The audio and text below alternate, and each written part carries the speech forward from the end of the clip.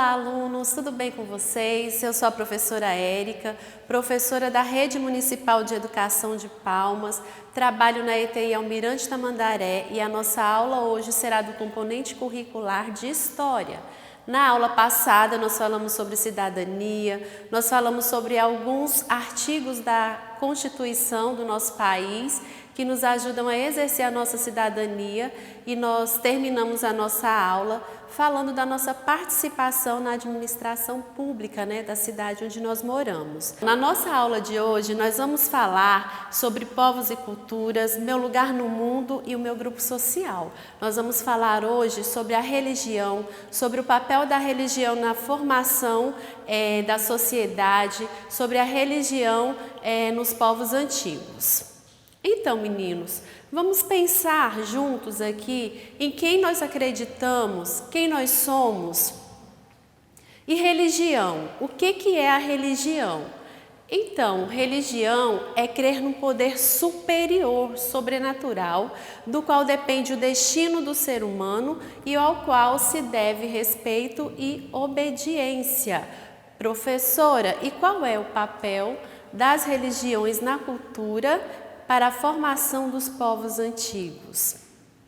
Então, meninos, as primeiras grandes civilizações, elas se organizaram sob aspectos muito semelhantes e dois aspectos se destacaram na organização dessas civilizações. Uma delas foi a agricultura, que a gente já falou bastante nas aulas anteriores, e a outra foi a religião. Sim, meninos, porque naquela época o poder político ele era sustentado pelas religiões e por isso aquelas civilizações ficaram conhecidas como teocracias.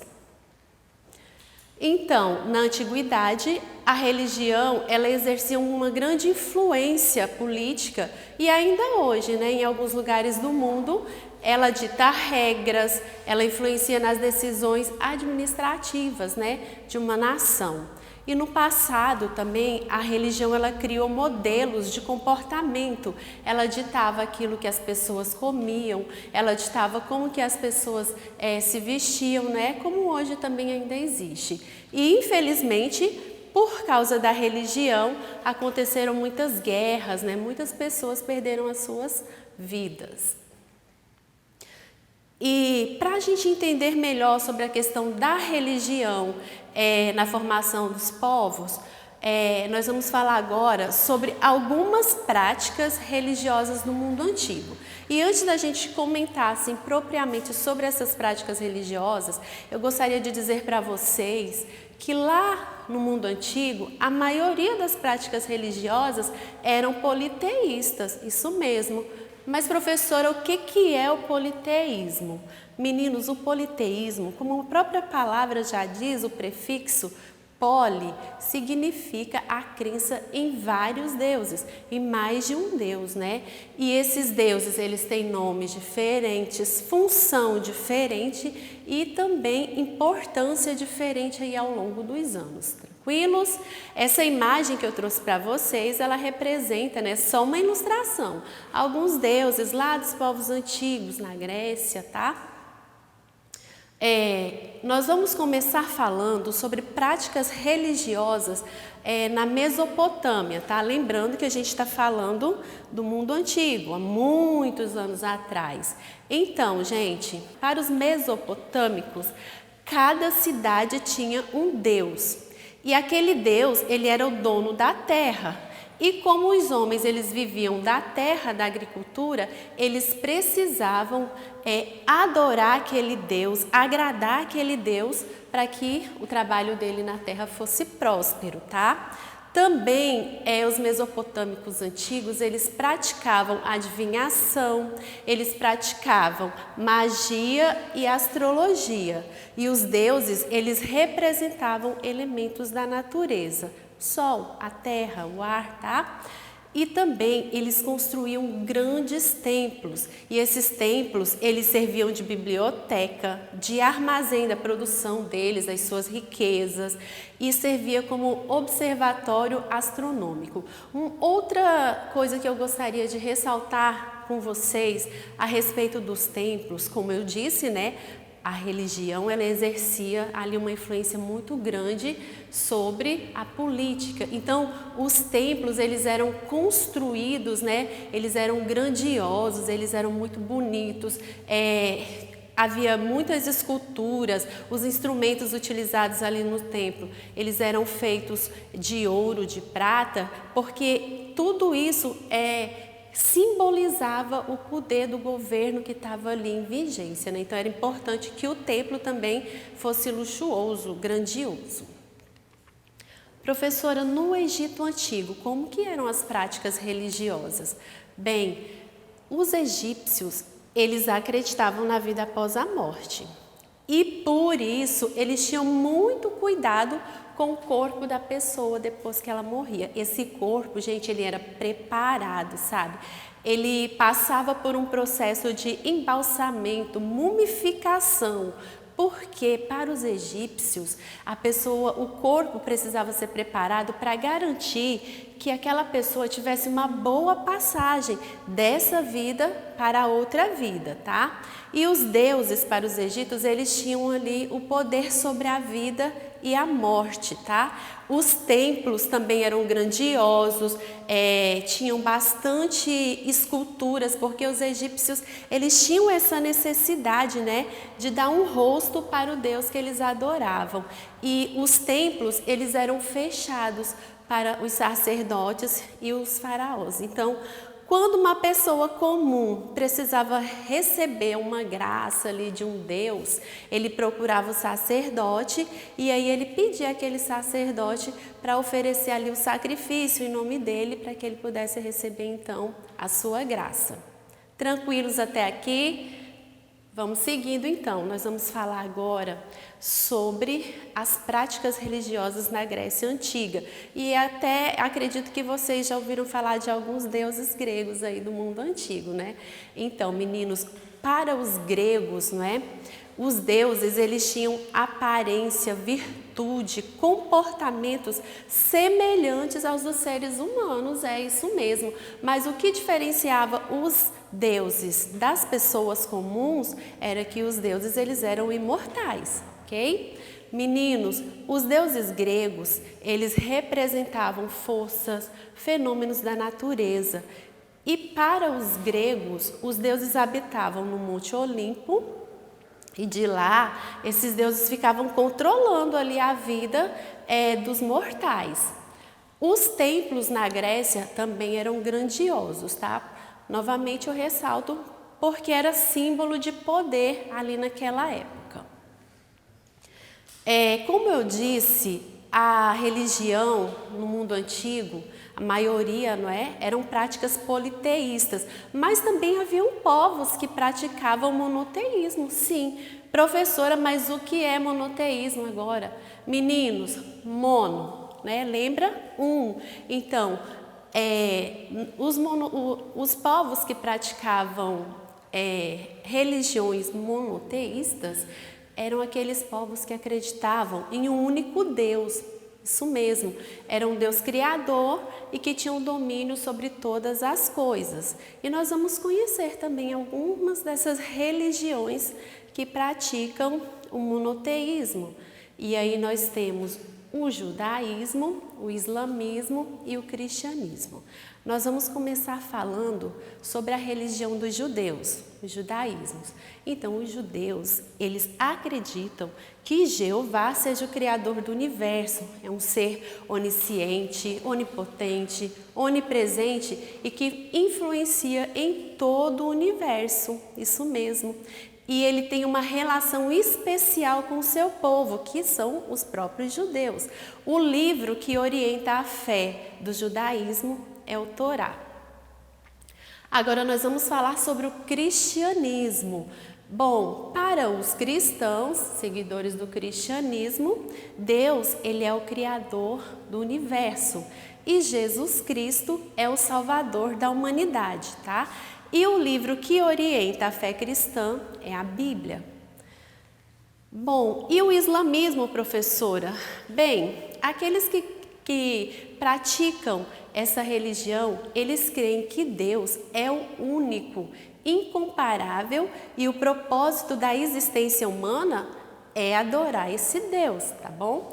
Eles acreditam nos profetas enviados por Alá e para eles o profeta mais importante é Maomé, mas eles também seguem ali as profecias, né, os ensinamentos de Adão, Noé, Abraão, Moisés e Jesus, porque para eles Jesus também é um profeta. Então, nós vimos aqui algumas práticas religiosas do mundo antigo, práticas politeístas, monoteístas, e agora a gente vai só ressaltar sobre a importância dos templos naquela época e também nos nossos dias, né? Porque até hoje a religião está aí. Então, meninos, como eu disse, no mundo antigo, os templos, eles eram símbolos de poder ali daquele governo, daquele lugar onde o templo era construído. Por isso, os templos, eles apresentavam muitas esculturas, né? Tinha bastante objetos ali valiosos. E no mundo antigo, o templo, ele tinha a função de proteger os fiéis. Também nos templos era realizado comércio, o templo ele servia de armazém de riquezas e também como habitação dos deuses. E até nos dias de hoje, quer dizer então que lá no tempo antigo e ainda nos dias de hoje, os templos, eles são um lugar ali que os fiéis se reúnem para cultuar os seus deuses, as suas divindades. Também eles realizam cerimônias, né, de casamento, cerimônias funerais, não é? E é um local também para estudar as suas doutrinas, né? Cada religião estuda a sua doutrina ali nos seus templos. Tranquilos? Vamos seguir agora falando, gente, sobre Estado laico e Estado confessional, porque a gente já viu aí que a religião ela está muito presente na política, tá? Meninos, vocês sabem o que é um Estado laico? Vocês sabem o que é um Estado confessional? Muito fácil, prestem atenção aí, ó. No Estado laico, aquele país, nação que se declara como Estado laico, a religião ela não exerce nenhuma influência ali sobre a política, né, daquele local, na criação de leis, na aplicação de recursos públicos, né? Então, isso é o Estado laico. No Estado confessional, aí aquele país, aquela nação, ela já tem uma religião oficial ali declarada. Essa religião, ela interfere na criação de leis daquele país, daquele estado. Ela já interfere na aplicação dos recursos públicos, na administração pública de um modo geral, tá? E esse tipo de Estado convencional, né, confessional, ele está muito presente lá no mundo islâmico, não é? Lá no continente africano e no continente asiático. Meninos, e o nosso país, o Brasil? Na opinião de vocês, o nosso país, ele é um Estado laico ou um Estado confessional? Vamos pensar?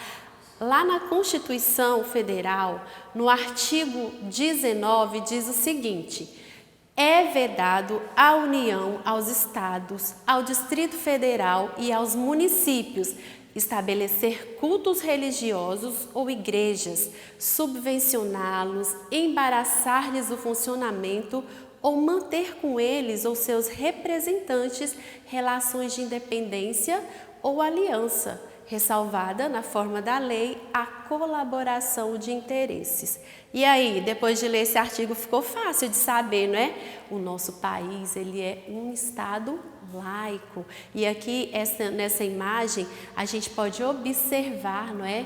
Há algumas manifestações religiosas aqui do nosso país. E tem mais, a nossa legislação, ela ainda prevê o direito à liberdade religiosa, e ela diz que essa liberdade é inviolável e que o Estado deve assegurar o livre exercício dos cultos religiosos e garantir a proteção aos locais de culto e às liturgias, ok? falamos sobre Estado laico, falamos sobre o Estado confessional e agora a gente vai falar de intolerância religiosa. Vocês já ouviram falar sobre isso?